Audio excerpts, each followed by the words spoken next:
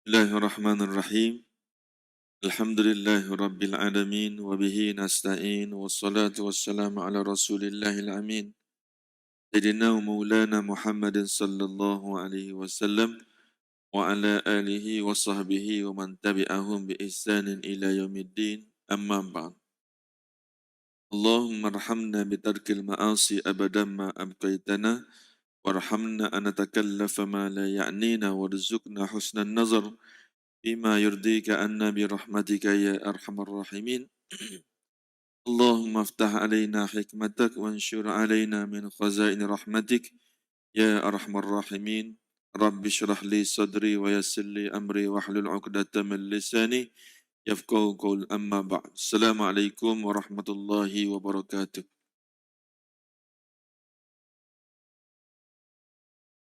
Sidang hadirin yang dikasihi, yang dirahmati oleh Allah Subhanahu wa taala sekalian. Alhamdulillah, syukur kita kepada Allah Subhanahu wa taala pada malam ni dapat sekali lagi kita bertemu. Kita berhenti pada berapa bulan hari tu pada awal bulan 1 bulan 12 kita berhenti dekat situ.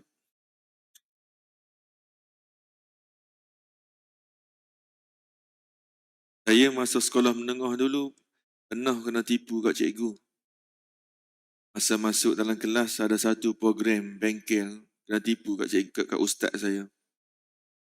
Ustaz saya kata minta tolong sebab dia letak kursi. Kadang aku sekolah kan dia kursi dua-dua kan. Partner dua-dua, ada satu buat bengkel lah.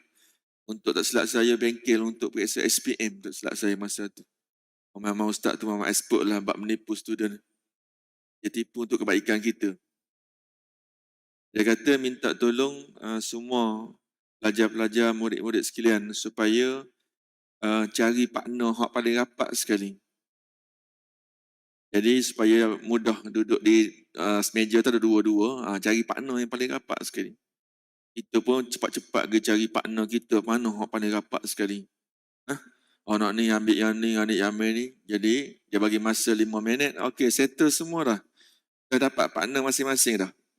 Ni paling rapat kau. Pakak anggap kepala panggil rapat. Rupa-rupanya dia tipu kita. Lepas kita dapat partner yang paling rapat, dia pisahkan kita duduk dengan ahli-ahli lain. Kita pun pelik lah. Dah cari partner paling rapat, tapi suruh duduk dengan partner lain-lain. Dia pisah-pisah. Jadi ada seorang pelajar pun angkat tangan. Ustaz, kenapa Ustaz suruh cari ahli yang duduk pelajar yang paling rapat, lepas tu Ustaz pisah-pisah?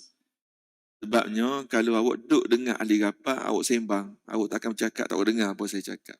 Sama juga dalam masjid. Kalau boleh cari hak kawan tak rapat, duduk dekat, hak kawan rapat, duduk jauh. Kalau tidak, Ustaz cakap depan, kita sembang belakang. Itu maksud dia. Nah, okey, tuan-tuan dikasihi yang dirahmati oleh Allah Subhanahu wa taala sekalian. Malam ni kita sambung kembali perbincangan kita berkaitan dengan fi'lul manhi. Perkara-perkara yang ditegah di dalam solat kita, tetapi perkara tersebut ada perkara yang ditegah kalau kita lakukan dengan sengaja, solat kita tak batal pun. Tapi ada yang kalau kita lakukan dengan sengaja, solat kita akan batal. Dan juga ada maknanya perbuatan yang ditegah dalam solat, kita memindahkan perbuatan dalam solat di tempat yang tidak sepatutnya, dan akhir sekali kita baca satu benda yang bukan tepatnya. Apakah hukumnya?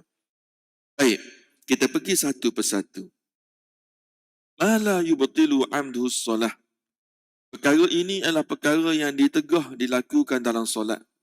Tetapi perbuatan ini walaupun ditegah, kalau kita lakukan dengan sengaja sekalipun, dia tidak membawa batal pun solat kita. Nah, apatah lagi kalau kita lakukan tak sengaja. Kalau laku sengaja pun tak batal, apatah lagi laku dengan tak sengaja, lagilah tak batal.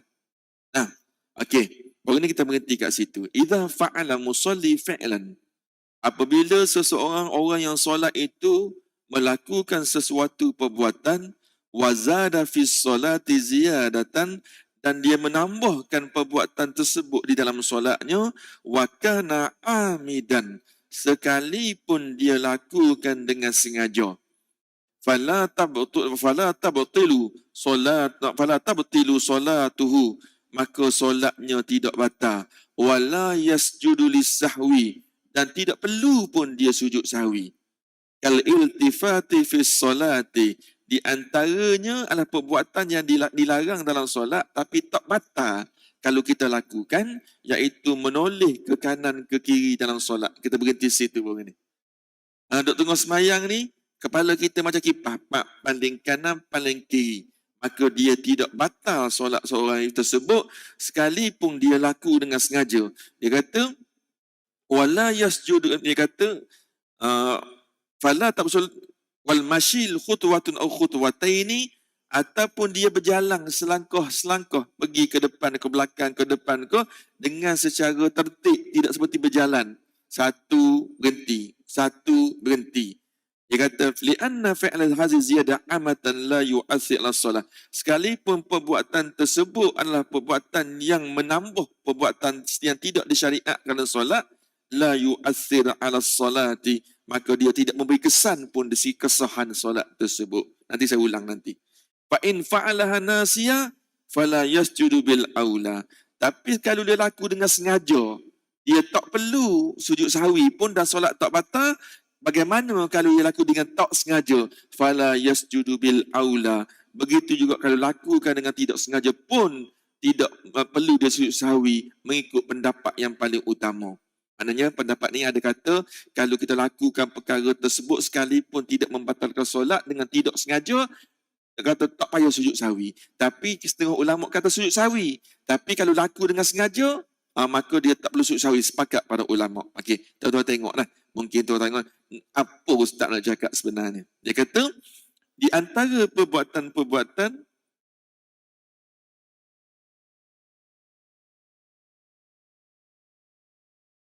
apa?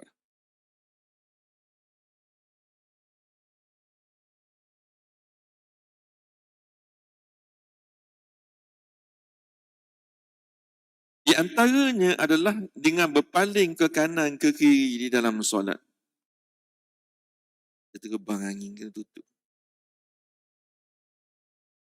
Kita maklum bahawa apabila kita solat, maka kepala kita kena tengok, mata kita tengok kat sujud dan pastikan tubuh wajah betul-betul menghadap ke kiblat. Saya anggap tu kiblat saya lah sebab saya mudah nak tunjuk. Nah, ini betul-betul menghadap kiblat. Tiba-tiba kita paling tengok kanan. Nah, tengok kipas ni baru tahu dalam masjid ni ada kipas helikopter. Tengok solat ni tuan-tuan. Tengok solat ni. Nah, lepas tu sebab saya selalu maklum kepada tuan-tuan, bilakah masa otak kita paling kreatif, iaitu ketika solat. Ada tak tuan-tuan ada teringat nak bilang berapa biji bunga atas kapet ni? Tak telitah dia. Bila dia telitah? Ketika semayang. Ada tak tuan-tuan mari kipang masjid ni, tuan nak bilang, ada pernah tak tuan-tuan bilang ikon ada berapa? No. Blower ikon 1, 2, 3, 4, 5, 6, 7, 8, 9, 10, 11, 12, 13, 14 biji. Ada pernah tak telitah nak kira dok? Bila tuan-tuan akan kira? Ketika solat. Nah, tengok imam baca panjang, mulalah dia bilang tengok kipas, tengok kanan. Boleh tak sah tak batal solat kita? Solat kita tak batal.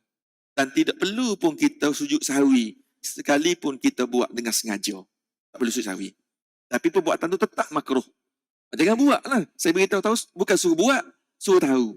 Nah, tetapi kalau kita tengok sujud ni dah, tapi tiba-tiba tertengok di atas dengan tanpa sengaja. Hak sengaja settle dah, ulama bersepakat. Kata tak batas semayang selagi tubuh kita tak gerak gini. Selagi kita tak gerak gini, tak batas. Pala saja tak apa. Tu ulama sepakat kata, kalau buat gitu dengan sengaja, tak perlu sujud sahwi. Tapi kalau buat tak sengaja, maka ulama ada dua pandangan. Dia kata sunat sujud sahwi, hak satu lagi kata tak payah sujud sahwi. Jadi pendapat yang paling rajah, kalau kita hanya tersilap tengok kanan dan kiri itu tanpa kita tutup pintu tutup gergam, kita tengok, saya kata tu kita tengok bawah balik, maka dia kata tak perlu sujud sahwi. Itu pendapat yang paling aula, yang paling utama sekali. Dia kata wa yustasna min dhalika rukunul qawli aw sunnah ba'd fala yabtu shalah wa ma'a dhalik yasjudu lisahwi fil asah kama sayamuru fi sabab ats-tsalits min asbab sujud sahwi. Dikecualikan min dhalika naqlu rukunul qawli aw sunnah ba'd fala yabtu shalah. Bagaimana pula hukum kalau kita pergi baca Fatihah dekat rukuk, pergi baca Subhanallah A'la dekat dekat dengan Fatihah. Sepatutnya ketika Fatihah Bismillahirrahmanirrahim. Ni dah Allahu Akbar Rabbighfirli. Bismillah kita baca betul balik. Bagaimana kalau kita tersilap memindahkan rukun qauli tempat yang tidak sepatutnya. Nanti akan bincang dalam sebab-sebab yang ketiga. Nanti saya akan sebut nanti. Dia kata lagi, fa in fa'lah nasiya fala yusfa aula wala urud as-sujud lahu wa li anna am fil mahal afu fasahu aula. Kalaulah pendapat kedua kata kalau kita paling muka kita tanpa sengaja tak perlu sujud sahwi. Sebab apa?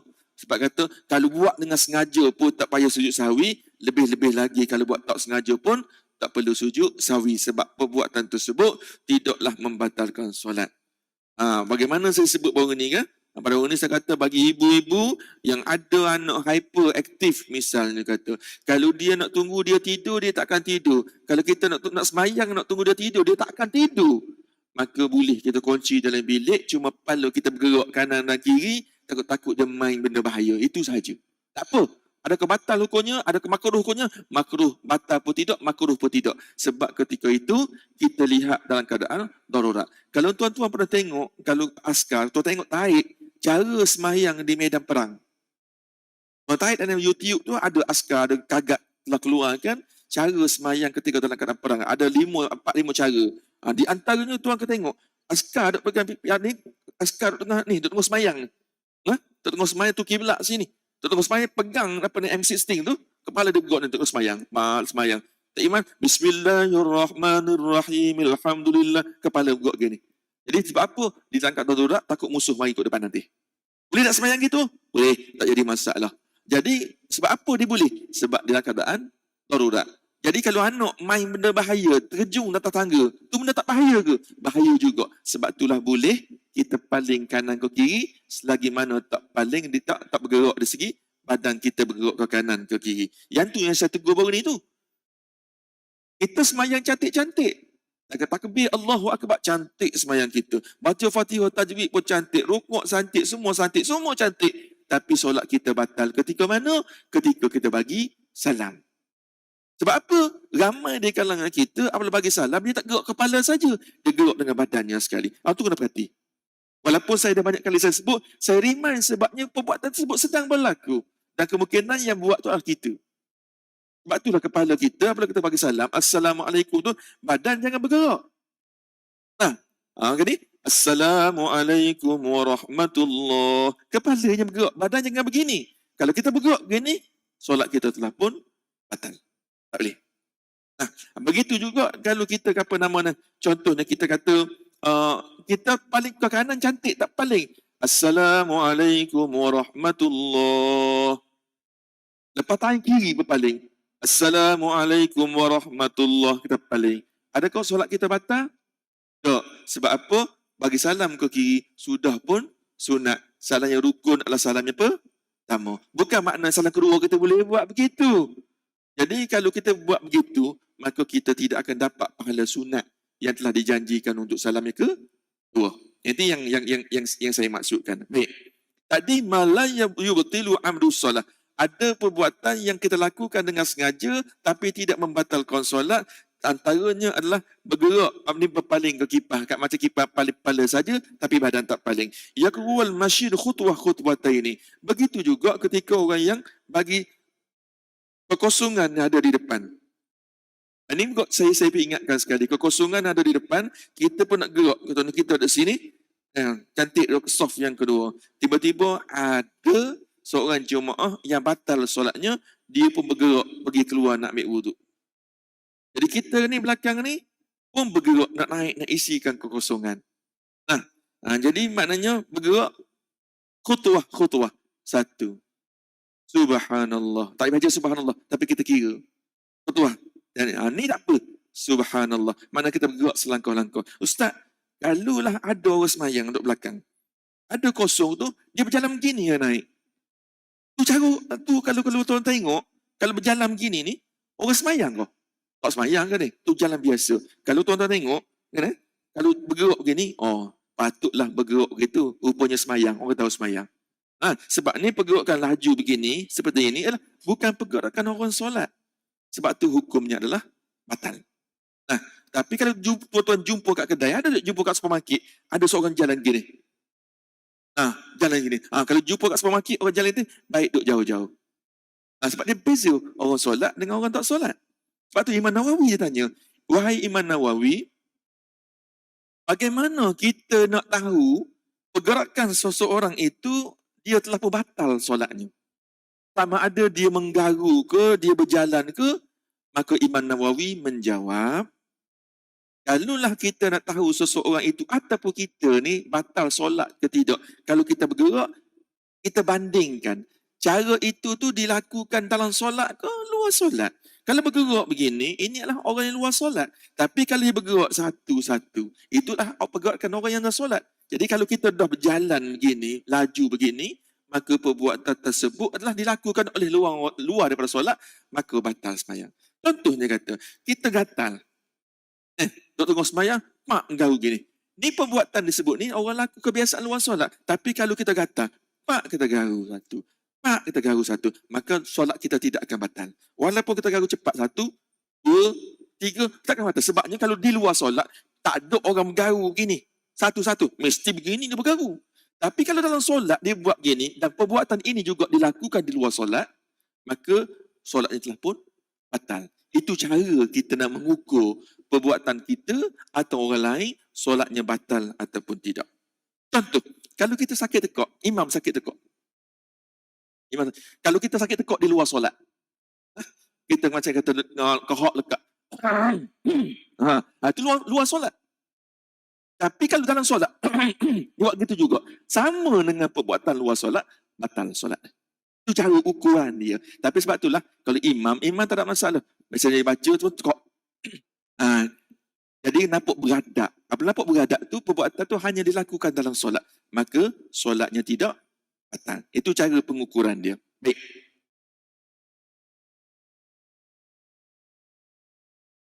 Ma yabtulu amduhu solah. Kita tadi, perbuatan yang kita lakukan dengan sengaja tapi tidak membatalkan solat. Ma yabtulu amduhu solah. Ada pula perbuatan kalau kita lakukan dengan sengaja, confirm batal solat kita. Berlawanan dengan perbuatan tadi. Baik, pukul 8. Saya stop sekejap. Ada soalan? Ada tak? Tak, saya pergi dulu. Idza zada al-musalli fi salatihi ziyadatan solah fil halah aw amad. Fil halatil amad. Ada perbuatan yang mana sekiranya seseorang menambah perbuatan tersebut dengan sengaja, maka batallah solatnya. Dia bagi dalam kurungan. Sekiranya seorang itu melakukan perbuatan tambahan ini dan dilakukan dengan sengaja, batal solatnya. Maknanya kalau laku tak sengaja, tak apa. Yang tahu sengaja ataupun tidak, kita. Baik. Raka'atin zaidah. Seperti mana kita menambah bilangan rakaat. Maghrib 3, dibantainya 4. Batallah solatnya. Kalau dilakukan dengan sengaja. Kalau tak sengaja, maka hukumnya lah tak apa. Boleh. Tapi sekarang nanti, disunatkan kita jabarkan dia dengan sujud sahwi. Begitu juga kita tambah rukuk. Rukuk 2 kali, bantai 3. Sujud 2 kali sekali, bantai 2. Au qiyamul qu'ud, begitu juga berdiri, duduk, au qalil akal atau makan dengan jumlah yang sedikit. Ustaz, makan jumlah sedikit. Batas sembahyang Ustaz ni. Kalau makan banyak, banyak lagi lah betul. Contoh maksud di sini adalah contoh kita duduk makan, duduk sembahyang, tiba-tiba ada sisa-sisa daging lekat di celah-celah gigi. Lekat di celah-celah gigi. Jadi kita pun nak ludah, tak tahu nak ludah kat siapa. Tapi kalau kita sembahyang seorang-seorang, tak salah duduk dalam mulut kita tu, jangan ludah dalam masjid lah. Maknanya kita boleh sembahyang, contoh kita sembahyang luar, ada kawasan sebagainya, boleh kita ludah sebelah kiri, tak apa. Tapi kalaulah kita tak boleh ludah, susah dalam masjid dan sebagainya, tak salah kita ambil cupisan serban kita ni, yang kita pakai ni, yang macam Bilal kita bila Ishaq pakai ni, tak salah. Ambil letak kat mulut, cabut, lekatkan kat serban, tak salah. Kalau serban tak ada ustaz, tak salah. Ambil ujung baju sikit ni, buang kat ujung baju, tak salah. Kalaulah kita kata, nak ambil dengan tangan je, pun tak salah. Ambil dengan tangan, letak kat baju kita. Jangan letak kat baju orang. Maknanya tak salah. Boleh. Kan pasal-pasal lah ni duduk sebelah bilik Ishraq, serban tak ada ustaz kata, saya ambil serban ustaz, saya tak gigi ni. Boleh lah nanti cari, orang Kelantan kata cari pedah lah dengan ustaz, dengan bilik Ishraq nanti.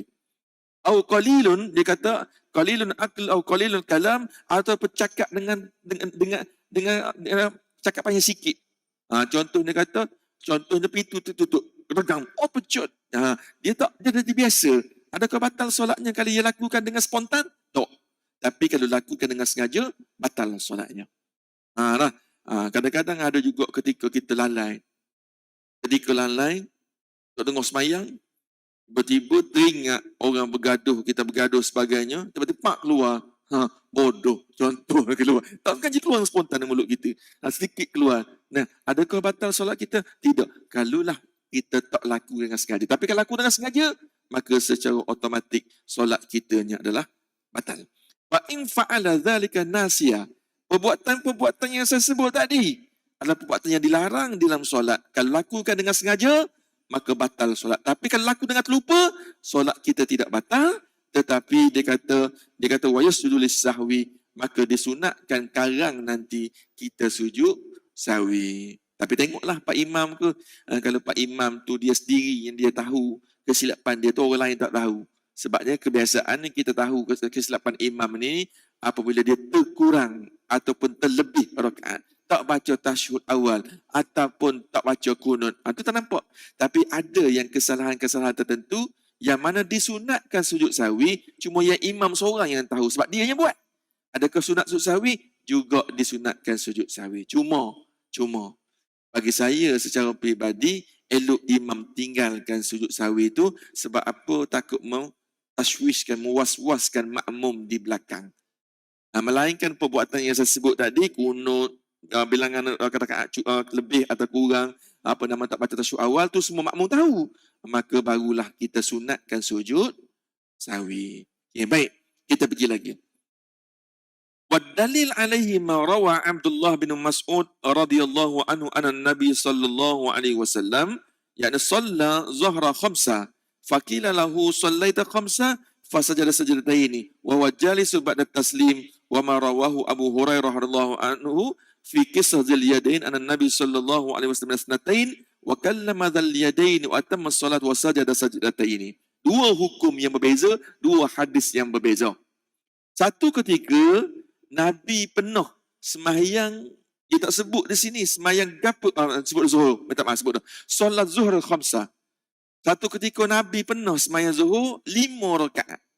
Faqila lahu sallaita 5, maka sahabat tegur, ya Rasulullah, kamu sembahyang zuhur 5 rakaat.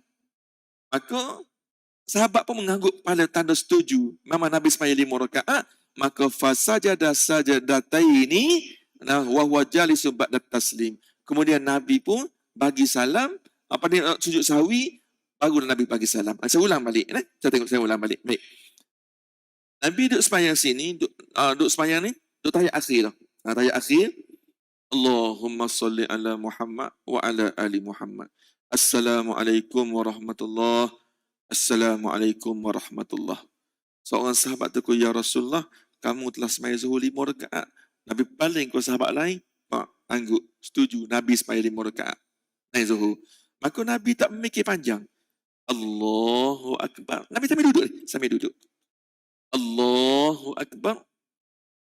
Nabi pun sujud sahwi 2 kali. Assalamualaikum, Assalamualaikum. Maknanya kita boleh masuk balik dalam solat kalaulah solat kita tidak jauh sangat dari tempat kita berhenti daripada solat yang asal. Begitu juga kes yang kedua, hadis yang kedua saya baca tadi. Nabi sembahyang zuhur juga, tapi Nabi sembahyang 2 rakaat. Maka sahabat tegur, nama sahabat Zulyadain. Orang sahabat ni Nabi, Tuhan bagi keistimewaan sikit, tangan dia sedikit panjang berbanding dengan orang lain. Maka Nabi gelar nama Zulyadain, seorang lelaki yang tangannya agak panjang. Jadi apabila Nabi sembahyang zuhur 2 rakaat, Assalamualaikum, Assalamualaikum, maka sahabat Zulyadain bertegur, ya Rasulullah, kamu telah sembahyang zuhur 2 rakaat. Sebab Nabi tu tak musafir ketika tu. Nabi paling ke sahabat pun semua sahabat angguk kepala. Nabi pun Allahu Akbar. Nabi pun bangkit balik pergi ke rakaat berikutnya. Begitulah juga kita. Begitu jugalah kita. Kalau tak kedikan kita lepas Assalamualaikum, Assalamualaikum, anak kita tegur, anak kita balik lambat pejabat, semayang seorang-seorang. Anak kita dekat situ tunjuk, ayah semayang 2 rakaat, semayang asar. Anak lain pun anggap isteri kata, ya bang, abang semayang. Jadi tak perlu kita semayang, angkat takbir balik untuk semayang 4 rakaat, terus niat dalam hati, aku masuk solat balik. Allahu Akbar. Maka cukuplah kita tambah lagi 2 rakaat yang tak cukup lagi. Boleh faham lah? Boleh tak? Boleh.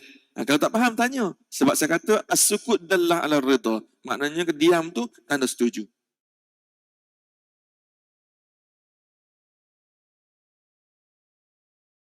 Lakin idza fa'ala sahwa yabtul salah fala yajlis sahwi kal kalam al kathir. Dia kata, idza kana fa'ala sahwa yabtul salah fala yajlis sahwi kal kalam kathir. Tapi kalau dah apa nama ni, walaupun dia buat kadang-kadang lupa, tapi cakap banyak sangat dah. Kalau cakap sikit, tak apa. Tapi cakap banyak dah. Oh siap dengan apa nama, yang lepas semayang nanti, abang nak minum teh on, dia tunggu semayang. Panjang cakap tu kan. Maka walaupun dia buat spontan, hati nak cakap sebenarnya, tapi keluar kat mulut banyak dia cakap, maka solatnya dianggap sebagai batal. Nah, contohnya kedua tadi, saya kata kalau makan sikit, lekat daging, maka ketika itu dia boleh cabut daging lekat gigi itu, letak dekat serban dan sebagainya, maka perbuatan tersebut tidak perlu, tidak batal pun solat. Tapi kalau kita rasa contohnya, tadi baru makan tom yum, tapi ada lagi dekat bawah, rasa, tertelan. Contohnya, batal solat kita? Tak. Ataupun ada di bawah leher ni, kesan-kesan nasi dan sebagainya, kita terasa kasar, kita telan dia tu, ada di bawah leher. Batal solat kita? Tak. Tapi kalau dah makan banyak, nah, isteri pun satu hal. Kawan tu tak makan lagi, meeting daripada pagi sampai ke petang tak sempat nak makan. Jadi dia tengok semayang itu letak kat meja, ada karipap tu. Dia terus semayang, Allahu Akbar, ambil karipap sebiji tengok makan. Batal semayang, dah banyak dah. Ada banyak dah, tak boleh dah. Tak kira lah dia ambil spontan sebab lapar sangat, dia tak teringat ambil makanan tak dalam mulut. Maka batal semayangnya. Maka tidak perlu sujud sahwi pun sebab solatnya ketika itu dianggap sebagai batal. Wa yadkhulu fi dhalika tatwil ar-rukn al-qasir bi sukuti aw dhikri lam yusra fihi fa in fa'alahu amida batalat salatu fil asah. Begitu jugalah dia memanjangkan pada tempat rukun yang pendek, yani bersukut sama ada diam begitu panjang, aw dhikru lam yusra fihi fa innahu fa'alahu amidan batalat salatu fil asah. Begitu jugalah dia berdiri, dia duduk lama tempat yang rukunnya pendek, ataupun membaca apa nama zikir-zikir yang tidak disyariatkan untuk tempat tersebut. Di mana rukun pendek, tuan-tuan? Rukun pendek ni antaranya adalah iktidal. Iktidal tak boleh panjang. Begitu juga duduk antara dua sujud tak boleh panjang. Memadai baca dengan wirid-wirid zikir-zikir yang telah ditetapkan. Nanti bawah saya sebut lagi. Di anna tawilu taghyili wadhihi, kerana apabila kita memanjangkan rukun yang pendek, maka diibaratkan sebagai kita telah mengubah makna rukun yang pendek tadi. Tak boleh kita tidak lama, tak boleh kita nak duduk antara sujud lama pun tak boleh. Kama law qasara at-tawil fala yutimul wajib an tatwi yukhal muwala. Begitulah juga sebab apa kita ni apabila kita memanjangkan tempat rukun yang pendek macam iktidal, macam duduk antara sujud, kita menyebabkan mencacatkan rukun-rukun yang panjang yang lain. Nanti yang saya sebut apa maksud di situ. Amma in atala ruknul qasir bi zikrin masyru' fala yabtul shalah li wurudihi. Walau bagaimanapun di tempat rukun yang pendek macam iktidal, sepatutnya rukun pendek tak boleh baca wirid yang panjang, melainkan kita baca doa-doa yang disyariatkan, maka dia tidak membatalkan. Contohnya kita baca Sami Allahu liman hamidah Rabbana lakal hamd. Kita pernah hamdan katsiran mubarakan wasi'an fi. Kita tambah sikit lagi. Boleh ke tak? Boleh. Sebab apa? Doa tu disebut oleh hadis Nabi SAW sebagaimana saya sebut dalam bab iktidal dulu. Hamdan katsiran tayyiban mubarakan fi. Seorang sahabat, saya ulang balik. Seorang sahabat apabila Nabi iktidal, Sami Allahu liman hamidah, Sahabat pun sami Allahu liman hamidah, tiba-tiba ada seorang sahabat tu dia terbaca kuat sikit, hamdan katsiran tayyiban mubarakan fi. Lepas tu Nabi pun solat macam biasa, lepas assalamualaikum, assalamualaikum, Nabi tercari-cari. Siapa sebut tadi hamdan katsiran tayyiban mubarakan fi tadi? Semua sahabat tunduk belaka. Nabi ulang 2-3 kali, baru sahabat tu angkat tangan, aku ya Rasulullah. Maka Nabi kata, disebab membaca doa tadilah langit jadi gelap. Malaikat berduyun-duyun berebut nak catat pahala siapa yang sebut perkataan tadi. Jadi maknanya, doa tersebut, wirid tersebut, dibaca pada rukun yang pendek, dibolehkan. Sebab Nabi sendiri pun iktiraf doa tersebut. Begitu juga kata tu wil iktidalil qunut fi mawdi'ihi. Begitu juga iktidal ni rukun pendek, tapi kita panjangkan disebabkan kita baca kunut. Boleh ke tak? Boleh. Au tatwilihi bitasbih fi solat tasbih. Ataupun kita memanjangkan iktidal rukun yang pendek disebabkan kita baca tasbih untuk solat tasbih. Kan solat tasbih kan, untuk qiyam kita baca 15. Untuk tempat-tempat lain semua baca 10, 10, 10, 10, 10, termasuk dah untuk iktidal. Jadi kita bacalah subhanallah alhamdulillah Allahu akbar, subhanallah alhamdulillah Allahu akbar. Panjang tu. Boleh ke tak? Maka dibolehkan sebabnya untuk solat tasbih. Sebab tu saya pesan, sebab ramai di kalangan kita apabila imam kata sami Allahu liman hamidah tu, imam dah sujud lama dah kat bawah, dia keras kat situ tak baca apa-apa. Batal solatnya sebab memanjangkan iktidal sedangkan ia adalah rukun yang pendek, melainkan ada sebab-sebab yang tertentu. Lakin ata'id bil qunut fi ghairi mawdihi batalat salat. Tapi kalau dia memanjangkan iktidal dengan membaca doa-doa yang tidak sepatutnya, yang bukan doa kunut dan sebagainya, maka iktidalnya adalah batal. Jadi kena hati-hati tuan-tuan, kena hati-hati. Dua rukun yang pendek ni adalah ketika iktidal, khususnya yang kedua ketika duduk di antara dua sujud. Itu adalah di antara rukun-rukun yang pendek, jangan cuba panjangkan dia tanpa ada asbab-asbab yang tertentu. Okey, tuan-tuan yang dikasihi yang dirahmati oleh Allah Subhanahu wa taala sekalian. Naqlu fi'li min af'alis salati ghairi mahallihi. Memindahkan perbuatan di dalam solat yang bukan tempat yang sepatutnya. Sabaqal bayan, sebenarnya mana telah dijelaskan, anna tartibal af'al solah, susunan perbuatan dalam solat ni rukunun wal fardu min furudiha. Ia adalah merupakan fardu dalam solat. Kita maklum, mula-mula kita takbiratul ihram, Allahu akbar, dalam tu ada niat, dalam tu ada berdiri tegak, lepas berdiri tegak baca Fatihah, lepas Fatihah ada rukuk, lepas rukuk ada iktidal, lepas iktidal pergi pada sujud. Semua perbuatan telah pun tersusun. Tersusun. Falau naqala fil julus, falau naqala al-musalli ruknan qawli min arkan as-salah ila ghairi makanihi ka qira'atil Fatihah fi ar-ruku'i aw fil tashahhud aw qara'a ba'd al-Fatihah fi ar-ruku' aw sujud aw julul tashahhudi aw naql tashahhudi ba'du ila al-qiyam min ar-ruku' aw sajada fi ghairi mawdi' as-sujud aw naqala as-sunnah ba'd ila ghairi mahalliha, sehinggalah akhir fala tabdus solah fil asr idza fa'ala zalika amada. Tak kata kalaulah dia pindahkan perbuatan. Contohnya ketika rukuk sepatutnya baca subhanallah azim, tiba-tiba dia baca ke apa? Bismillahirrahmanirrahim, alhamdulillahirabbil alamin. Batal tak sembahyang dia? Tak. Sebabnya dia rukun qauli, tak, di situ pun benda tu sunat, tapi hukumnya makruh. Sami Allah liman hamidah, at-tahiyatul mubarakatuh. Ya pendek je, dia baca at-tahiyat je. Pada rukuk. Batal tak solat dia? Tak. Tapi hukumnya makruh sebab dia baca bukan pada tempatnya. Tapi ingat, tapi kalau kita baca benda-benda yang melibatkan rukun, contoh ketika qiyam, sepatutnya baca bismillah al-Fatihah, dia baca at-tahiyat. Dia baca rukuk dengan tahiyat tu tadi, batal sembahyang. Batal. Jadi ada setengah-setengah orang baru ni, ada orang tanya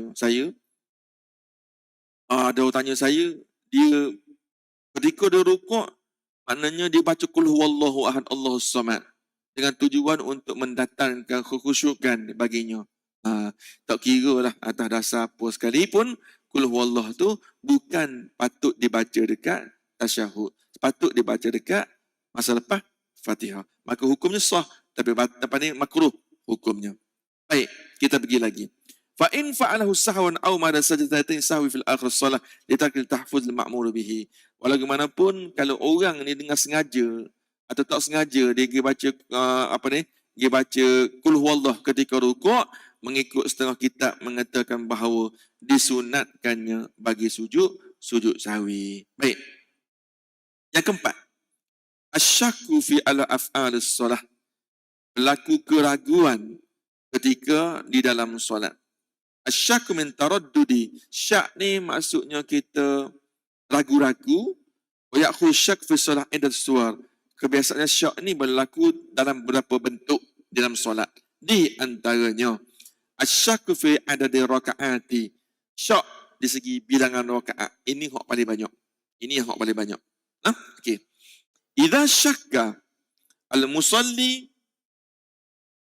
fi adadi raka'at allati ata biha kama law syakka hal shalla thalathan aw arba'a aw hal sajada wahida aw ithnatain fayafud adal aqal wa ya'ti bi rak'ati fil hal ula. Kalaulah seseorang itu ragu-ragu, adakah dia semayang 3 ataupun 4 untuk semayang 4 rakaat. Contohnya, dia semayang isyak.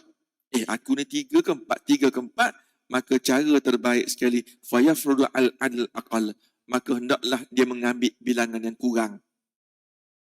Misal kata aku ni rakaat ketiga ke 4, 3 ke 4, mudah. Kalau kita tidak boleh buat keputusan, maka jawapannya ambil yang 3. Walaupun segi hakikatnya sudah pun 4. Dikarang nanti sujud sahwi. Begitu juga kita ni rukuk, ada sujud. Aku sujud sekali ke 2 kali nak bangkit naik atas ni. Sujud sekali ke 2, maka anggap baru sekali. Pergi sujud sekali lagi. Sebab apa? Nanti disunatkan kita sujud sahwi. Idza syakka ahadukum fi salatihi falam yadri kam shalla thalathan am arba'a falyatarshak wal yabni ala mastayqan thumma yasjudu sajdataini qabla an yusallim. Fa in kana shalla khamsan syafa'na lahu wa in kana shalla itmaman li arba'in kana taqriban lisyaitan. Hadis nombor 2 riwayat Imam Muslim mengatakan bahawa kalau seseorang tu syak atau ragu-ragu dalam solatnya, dia tak tahu berapa bilangan rakaat yang telah dia solat, salatan au arba'an, 3 atau 4, falyatrah syak, maka dia kena buang keraguan dan bina keyakinan. Jadi nak buang syak tu mudah, tapi nak bina keyakinan macam mana? Ambil yang paling kurang. Betul tak? Kalau kita bimbang, kita semayang 3 ke 4, mana yang tuan-tuan rasa hak paling sedap hati? Mesti kita akan ambil yang paling kurang. Sebab yang kata yakin. 3, 4. Saya selalu beritahu contoh yang sama. Contoh yang sama. Hari tu saya beri contoh ni. Ni nak balik raya. Nak balik Johor Bahru. Daripada estate ni, terus naik kereta. Sampai dekat dengan tol Nilai, maka kita pun tanya anak-anak kita, pintu rumah kita tak dikunci ke tidak? Mau pakai senyap belaka. Dia jawab, pintu ni, ayah tanya, pintu kunci tak ke tidak? Semua pakai senyap kalau nak jawab. Mana lebih baik? Tuan-tuan balik ke Johor ke sebab seminggu raya ni? Ataupun tuan kona balik ke rumah? Mana lebih sedap hati? Balik ke rumah lagi sedap hati kan? Sebab hati kita rasa yakin bahawa kalau balik-balik tengok pintu dah kunci, biarlah membebel pun, at least ni balik ke rumah, hati kita akan tenang, pintu dah kunci. Begitu juga dengan solat.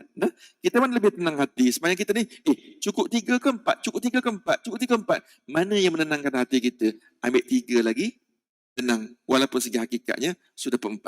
Maka Nabi tambah lagi, dia kata, maka ujung nanti, maka sujudlah sahwi. Sebab apa?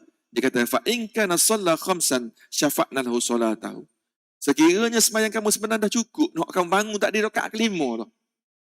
Jadi dengan sujud sahwi tadi, maka dia mencukupkan solat kamu 5 tu pergi kepada 4. Wa in kana solat itmam li arba'in, tapi sekiranya kamu bangkit itu sebenarnya betul rakaat keempat, cuma kita terlupa, maka taghriman min syaitan, kita dapat mengalahkan syaitan. Ini yang bagi orang yang keraguan di dalam solatnya, cukup 3 ataupun 4. Baik, kita pergi sikit lagi. Dia kata lagi, dia kata, wa yastu fil asah wa inzal syakki qabla salami bi an tadhkur annaha arba'ah li fi'li man taraddud. Sebab apa dia kata begitu? Sebabnya apabila kita gustan balik pergi, apa dia tambah lagi rakaat, maka dia akan membuangkan keraguan. Jadi kena ingatlah, kalau selagi mana tuan-tuan tak boleh bina keyakinan semasa bagi salam, maka selagi itulah solat kita dianggap sebagai tidak sah. Maka lebih baik kita bangkit naik pergi ke atas, tambah lagi satu rakaat. Cuma dinasihatkan jangan kerap sangat buat begitu. Takut-takut kita semayang Zuhur 8 rakaat tiap-tiap hari. Sebab apa? Bimbang tak cukup, bimbang tak cukup, bimbang tak cukup. Tiap kali solat, tiap kalilah kita ni akan sujud sahwi. Itu cara yang tak betul. Tapi apabila dalam hukum ni ada begitu, maka sudah tentulah kebarangkalian akan berlaku pada kita atau mungkin juga akan berlaku kepada orang lain. Wallahu alam bissawab.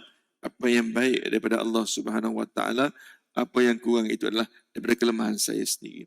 Bismillahirrahmanirrahim. Ya muallimal Ibrahim al-hikmata 'allimna, ya mufahim Sulaiman fahimna fafahamnaha Sulaiman. وكلا آتينا حكما وعلما وسخرنا مع داوود الجبال يسبحن والطير وكنا فاعلين يا رب سليمان يا رب إبراهيم موسى وعيسى رب محمد صلى الله عليه وسلم أخرجنا من ظلمات الجهل والنسيان برحمة الرحيمين اللهم زدنا علما ارزقنا فهما برحمة الرحيمين اللهم نورنا بنور علمك وأبئنا نسيان الرحيمين اللهم ارزقنا فهم النبي المرسلين برحمتك يا الراحمين والحمد لله رب العالمين سبحانك اللهم وبحمدك أشهد أن لا إله إلا أنت وأستغفرك وأتوب إليك. العصر الإنسان في خسر إلا المصالحات وتواصوا بالحق وتواصوا بالصبر والسلام عليكم ورحمة الله تعالى وبركاته.